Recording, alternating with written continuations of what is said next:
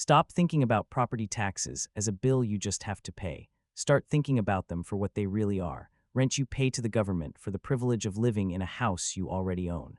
But right now, something is breaking in the American housing market. Millions of retirees are realizing that the American dream has a hidden expiration date, and it's buried in their tax assessment. Intro people are saying it out loud now. Not in polite policy papers, not in quiet debates, but in plain, frustrated, angry comments across every kitchen table in America. No property taxes for seniors anywhere. If one state can figure this out, why can't all of them? These aren't radical slogans from extremists. They are the desperate reactions of people who feel cornered in their own living rooms. For many Americans, especially retirees living on fixed incomes, property tax no longer feels like a shared civic duty to fund schools and roads. It feels like a quiet threat. It feels like an eviction notice that arrives once a year in a white envelope. You finish paying off your 30-year mortgage, you throw the bank's paperwork in the trash, but the bills never stop. In fact, they get bigger. You don't move, you don't upgrade, you don't add a pool. Yet the cost of staying in your own home keeps rising, slowly bleeding your savings dry. The idea of owning a home starts to feel like a lie. That is why this conversation is no longer isolated to a few grumpy neighbors. Across the country, many states are being pushed by voter anger to rethink, limit, and in some radical cases, move toward ending property taxes altogether. And if you want to be part of the solution and protect your own wallet from government overreach, make sure you subscribe to Tax Hack Pro right now. We track every law, every exemption, and every loophole so you don't have to. Stay with me, because when we get to state number 6, you will understand why so many Americans say this is where everything really starts to change. Number 1. Texas. What if I told you that in Texas, thousands of homeowners are paying significantly less property tax right now than their neighbors? Not because they moved to a shack, not because they got richer, but because they knew exactly where to look and exactly when to act. Texas hasn't eliminated property taxes outright. In fact, without a state income tax, they rely heavily on them. But the state has quietly expanded one of the most powerful protections homeowners have: the homestead exemption for seniors, disabled homeowners, and people living in their primary residence. This exemption is a financial shield.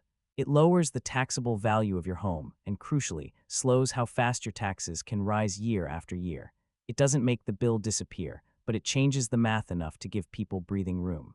For many retirees, that difference is the line between staying in their community and being forced to sell. But here is the catch that the state doesn't advertise: these protections are not automatic. You have to fight for them. Homeowners have to file the paperwork. They have to challenge appraisals when the county says their house is worth $500,000, but it's really worth $350,000. And they have to do it before deadlines quietly pass in the spring. Every single year, Texans miss out on thousands of dollars simply because no one explained that this relief only works if you claim it. Once the year ends, the system moves on without you, and that money is gone forever. And that urgency exists for a reason, because beneath those exemptions is a growing pressure Texans can feel in their bones. Property taxes here aren't tied to your ability to pay, they are tied to market value. And in a state where growth has been explosive, where Californians and New Yorkers are flooding in with cash, that has become a serious problem. A home that was affordable for decades can suddenly feel unstable, not because the owner did anything wrong, but because the market decided it was worth more on paper. For retirees living on Social Security or pensions, that paper value feels like a trap. Social Security checks don't rise the way appraisals do. Pensions don't adjust to housing booms. Yet the tax bill arrives as if they do. People describe it the same way over and over: I can afford my house, I just can't afford the taxes anymore. That is when the hard choices begin. Groceries get cheaper. Medical appointments get spaced out. Savings meant to last a lifetime start shrinking faster than planned. Some sell earlier than they wanted. Others move farther out, away from doctors, friends, and communities they've known for years. Not because they wanted a new life, but because staying became too expensive. What makes Texas especially painful is that it has long been sold as the ultimate retirement haven: no state income tax. A cost of living that in many areas still runs below the national average. Home prices that, while rising, remain more attainable than coastal states. And world-class healthcare systems like Houston's Medical Center or the networks in Dallas and San Antonio. Texas promised space, independence, and dignity in retirement. Property taxes are the one thing threatening that promise. That is why the homestead exemption matters so much here. It is not just a policy, it is a line of defense. It slows the damage, it restores predictability. and predictability is what retirees need most. Knowing roughly what next year will cost means being able to plan for medication, utilities, and daily life without constant fear. For Americans watching from other states, Texas feels like both a warning and a blueprint. A warning of what happens when housing markets outrun fixed incomes, and a blueprint showing that states don't need to eliminate property taxes overnight to make a real difference. They can cap growth, they can expand exemptions, they can give homeowners a fighting chance to stay put, because in the end, people aren't asking for zero responsibility, they are asking for fairness. They are asking not to be punished for staying in the home they already earned. Number 2, Florida. In Florida, the shift didn't start with outrage or protests. It started quietly, almost politely, with the state deciding that staying in your home should not become harder just because you have grown older. Florida has not eliminated property taxes outright, but it has built one of the strongest systems in the country to neutralize their impact, especially for homeowners who plan to stay put for the long haul. The backbone of that system is the homestead exemption, combined with the Save Our Homes cap, a rule that has been protecting Floridians for decades. This is the gold standard of taxpayer protection. Once a home qualifies as your primary residence, the assessed taxable value of that home cannot increase by more than 3% per year, no matter how fast the market rises. Even if your home doubles in value over 5 years, your taxes can only inch up slowly. That cap has been in effect since the early 1990s, and today it is the single most important reason many retirees can still afford to live in Florida despite the recent real estate boom. On top of that, Florida layers additional exemptions specifically for seniors. Homeowners aged 65 and older may qualify for extra reductions based on income. And in some counties, low-income seniors who have lived in their homes for over 25 years can see their entire property tax bill wiped out. These policies don't grab national headlines, but they shape daily life. They mean that a retired couple in a modest home is shielded from the kind of sudden tax spikes that push people out in other states. The effect is tangible. While home prices across Florida have surged, long-term residents often pay taxes based on a much lower assessed value than new buyers. You can have two neighbors living in identical houses next to each other. One just moved in and pays $8,000 a year in taxes. The other has lived there for 20 years and pays $1,500. For retirees, that predictability is everything. It allows them to budget, plan, and stay rooted without fearing that next year's bill will upend their lives. That is why Florida keeps showing up at the top of retirement destination lists. No state income tax, a warm climate that reduces heating costs and supports year-round mobility, a cost of living that, while rising due to insurance, still undercuts many northeastern and west coast states. And a healthcare network built around an aging population with strong hospital systems across Tampa, Orlando, Miami, and Jacksonville. Florida didn't just attract retirees by accident. It designed its tax code around them. But lately, something more has been happening. The conversation in Florida has moved beyond managing property taxes to openly questioning whether primary residences should be taxed at all. Lawmakers have floated proposals to expand exemptions even further. Local governments are under pressure to freeze taxes for seniors, and public support for deeper reforms is growing, driven by the same feelings surfacing nationwide. If you have paid off your home and contributed your whole life, why should staying feel risky? For many Floridians, property taxes no longer feel like a shared civic cost.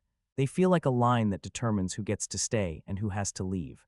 And Florida, perhaps more than any other state, understands what is at stake. Its economy, communities, and identity are tied to retirees aging in place. Losing them isn't just a personal tragedy. It is a systemic economic failure. What makes Florida critical right now is timing. Homestead protections only apply if homeowners file correctly and on time. Senior exemptions vary by county and must be claimed. Miss the window, and the safeguards disappear for another year. Thousands of people lose money every year, not because the system is unfair, but because it is quiet. Number 3. North Dakota. What if the money your state already has could be enough to let you stop paying property taxes altogether? In North Dakota, that idea has moved from coffee shop talk to the center of a serious statewide debate. Unlike fast-growing states where rising home values drive tax pain, North Dakota's conversation starts somewhere else: energy money. Oil and gas revenues have poured billions into state coffers over the past decade, creating massive budget surpluses. And residents are increasingly asking a simple, logical question. If the state is sitting on billions in surplus, why are homeowners still getting tax bills for houses they already paid off? That question has fueled one of the most direct pushes toward ending property taxes in the country. Lawmakers and citizen groups have proposed plans to use state revenue to buy down or completely replace local property taxes, shifting funding away from homes and towards statewide sources like energy taxes. While no full elimination has taken effect yet, North Dakota is one of the few places where the math actually makes people stop and think this might be possible. For many residents, especially retirees, the appeal isn't political, it is practical. North Dakota already has some of the lowest property taxes in the nation, but even low taxes can hurt when you are living on a fixed income. Seniors here aren't worried about luxury homes skyrocketing in value. They are worried about predictability. They are worried about knowing that the house they have lived in for decades won't slowly drain their savings one bill at a time. The push gained momentum as older homeowners started speaking up. People who stayed through harsh winters, built communities, and raised families here began asking why retirement should come with a lingering financial leash. If the state can fund roads, schools, and services with energy revenue, why should aging in place feel like a gamble? North Dakota's broader appeal strengthens that argument. The cost of living remains well below the national average. Median home prices are still among the most affordable in the country. Crime rates are low. Communities are tight-knit. Healthcare access, anchored by systems like Sanford Health and Essentia, has expanded significantly even in smaller cities. For retirees who value stability over flash, North Dakota quietly offers what many places no longer can: calm space and affordability. That is why this conversation matters beyond state lines. North Dakota represents a different model, not growth-driven, not speculation-driven, but resource-backed. If a state with surplus revenue can reduce or replace property taxes, it challenges the assumption that taxing homes is unavoidable. The tension now lies in timing and trust. Proposals are being refined, voters are paying closer attention, and residents know that if this moment passes, the opportunity may not return. For retirees especially, the stakes feel immediate. Another year of taxes is another year of uncertainty. Number 4, Kansas. What finally shook people in Kansas wasn't a single shocking tax hike. It was the slow, sinking realization that even after paying off their mortgage, they could still lose their home to something they couldn't control. Every spring, the same scene plays out. Homeowners open their property tax notice and feel their stomach drop. The numbers are higher again, not because they upgraded the kitchen or added a deck. Nothing changed in their lives.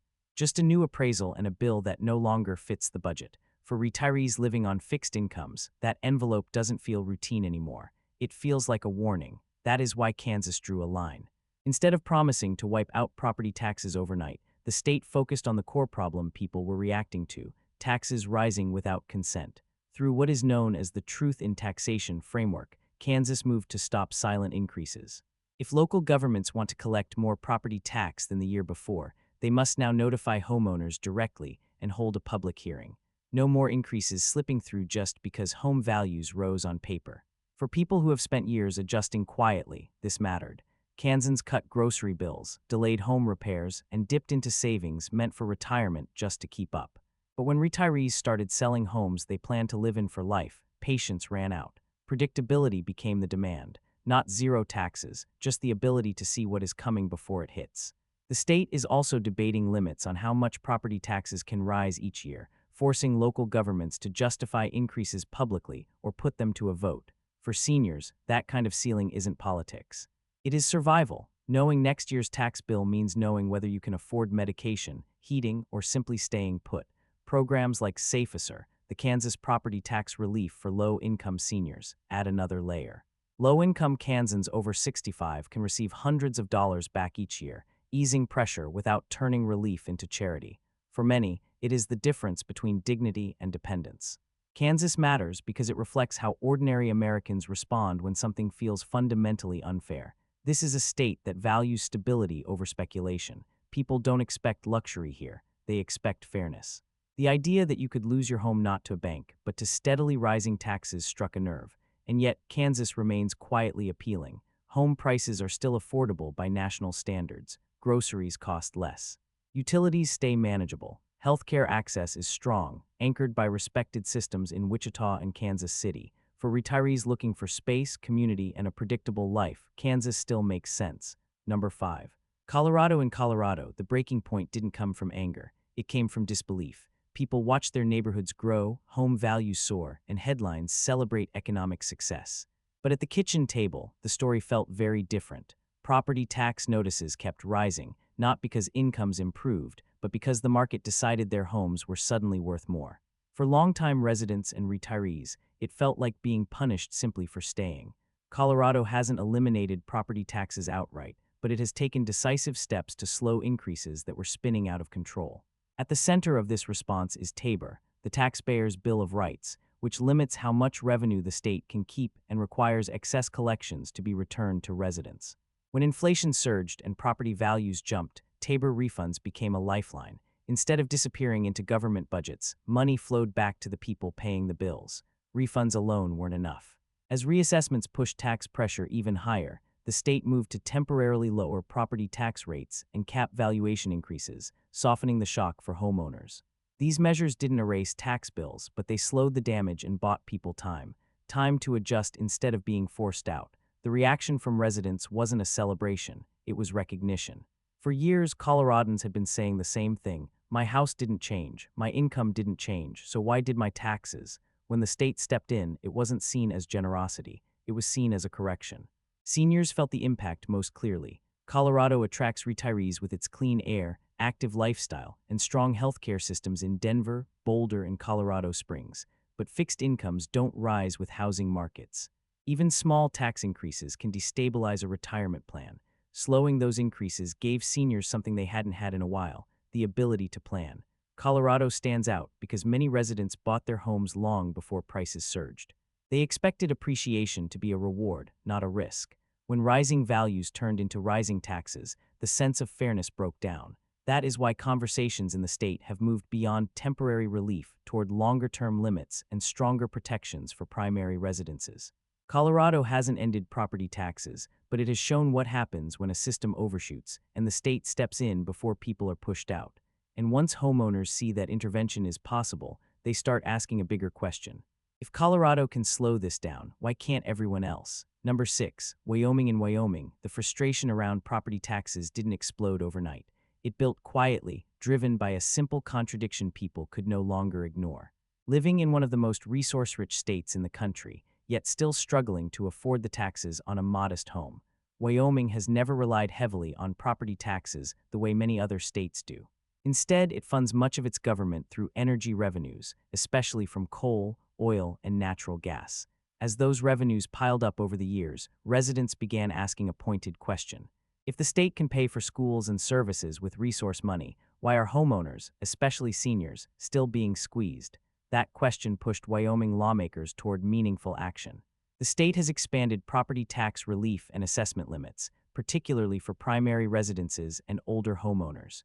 In recent reforms, Wyoming reduced the taxable value of residential property and increased exemptions, effectively lowering bills for many households. These changes didn't make headlines nationwide, but for people living there, they were immediately felt. For retirees, the impact is clear. Wyoming already offers no state income tax, low sales taxes, and relatively affordable housing compared to fast-growing states. When property tax pressure eased, it reinforced something many seniors were already thinking. This is one of the few places left where staying put still feels possible. A lower, more predictable tax bill means fewer hard choices between utilities, healthcare, and groceries. Wyoming's appeal goes beyond taxes. The cost of living remains manageable. Communities are small and stable. Crime rates are low. Healthcare access, while spread out geographically, is anchored by regional systems that continue to expand services for aging populations. For retirees who value quiet, independence, and space over amenities and flash, Wyoming offers a version of the American retirement dream that hasn't disappeared yet. Plus one. Number 7. Idaho. Idaho used to be the place people moved to escape rising costs. Lately, for many homeowners, it started to feel like the costs followed them anyway. As demand surged and home prices jumped at record speed, property tax bills in Idaho began climbing just as fast. Longtime residents opened their notices and barely recognized the valuations. The house hadn't changed. Their income hadn't changed, but the numbers did. For retirees and fixed-income homeowners, that sudden jump wasn't an inconvenience. It was a threat. Idaho hasn't eliminated property taxes, but it has moved quickly to soften the blow as valuations spiked across Boise and surrounding areas. The state approved targeted property tax relief, including rebates and temporary rate adjustments designed to counteract rapid market growth. These measures didn't erase tax bills, but they slowed them enough to keep people from being pushed out all at once.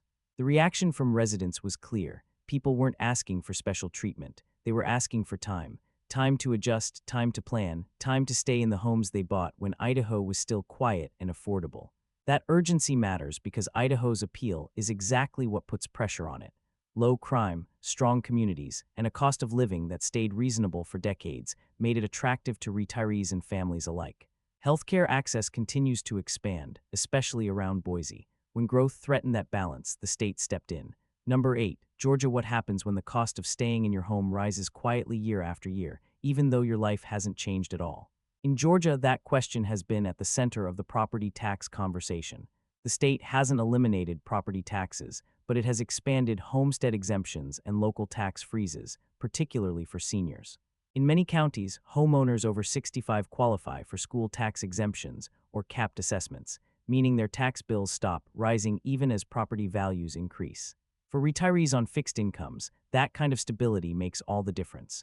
The reaction from residents hasn't been celebration, it's been relief. Knowing what next year's tax bill will look like allows people to plan for healthcare, groceries, and daily expenses without constant anxiety. That predictability is exactly why Georgia continues to draw retirees from higher tax states. With a cost of living lower than much of the country, expanding healthcare access around Atlanta and along the coast, and tax policies that reward long-term residents, Georgia is quietly becoming a place where retirement still feels possible. Not tax-free but steady. Number 9, Michigan. What if your property tax bill stayed stable even while home prices around you kept rising? In Michigan, that question is answered by a rule many homeowners don't fully appreciate until they move. Michigan limits how much a home's taxable value can increase each year, regardless of market swings. Under the state's Headley Amendment and Proposal A system, annual increases are capped at the rate of inflation or 5%, whichever is lower. That protection has been in place for decades, quietly shielding long-term residents from sudden tax shocks. Michigan hasn't eliminated property taxes, but this cap changes everything for retirees. A homeowner who bought years ago may pay far less in property taxes than a new buyer living next door. For people on fixed incomes, that predictability is the difference between stability and stress. You know roughly what next year will cost, and you can plan your life around it. The reaction from residents reflects that reality. People don't cheer, they stay, they age in place. They don't feel forced out by paper values that don't match their income.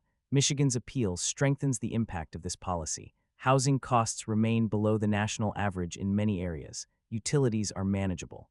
Healthcare access is strong, especially around Detroit, Grand Rapids, and Ann Arbor. For retirees who value predictability over hype, Michigan quietly offers something rare. A home that doesn't become more expensive just because the market says it should.